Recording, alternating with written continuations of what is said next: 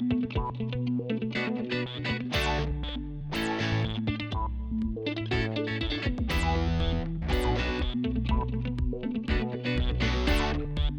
my name is Tito, Professor Certified Master Technician, and today we'll be looking at the top 5 tools for refrigeration.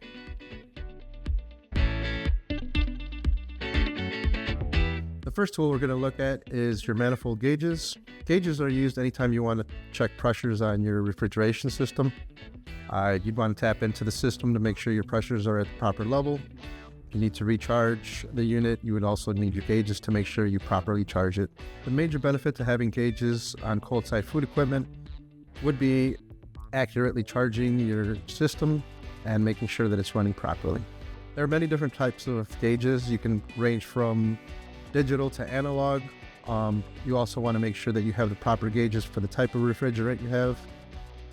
If you use the wrong type of gauges, the seals can break. Key features to look for is usually personal preference. Some technicians like the digital so you don't have to do as much math on the field. Pretty much they all do the same thing. It's just a matter of what you like. Make sure you're using the proper gauges for the type of refrigerant that you are working with. The second tool we're going to be talking about is a vacuum pump. A vacuum pump is used by creating a vacuum within the system and pulling out any kind of contaminants such as moisture. One of the benefits of having a vacuum pump on cold side equipment is you're able to create a vacuum and pull out any contaminants. This is very beneficial when you are switching out refrigerants from one refrigerant to another. That way you're not contaminating the system. When shopping for a vacuum pump, one of the best things to do is ask your fellow technicians or even look at reviews to take a look at what is known to last longer and do the job right. The biggest tip I could recommend for a vacuum pump is just make sure that you have oil in the system and it's not extremely low. Make sure you change it periodically to make sure you're decontaminating the system properly.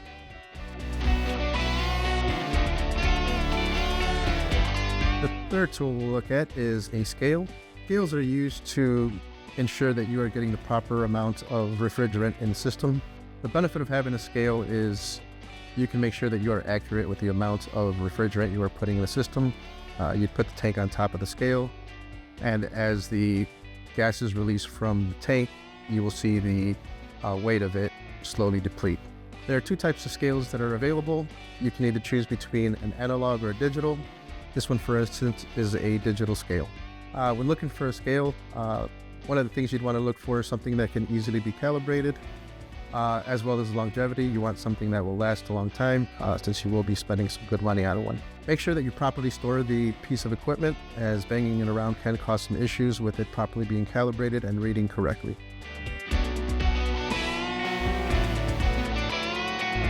Our fourth tool that we'll be looking at is going to be torches. Torches are used to braze pipe together to ensure that you don't have any kind of leaks within the system.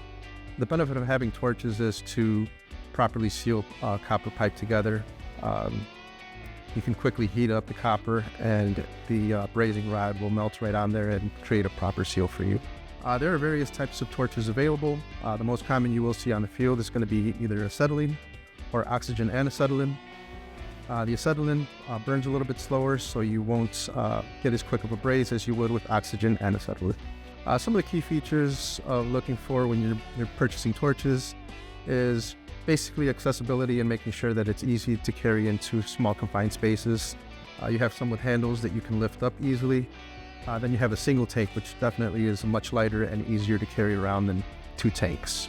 When using torches, make sure that the area around you is safe. If there's anything that should not be getting hot, make sure you use cold rags or something to ensure that the sensitive product won't get burned. You'd want to make sure that you have the proper safety gear. Goggles is always a good thing to have. Gloves can be used as well.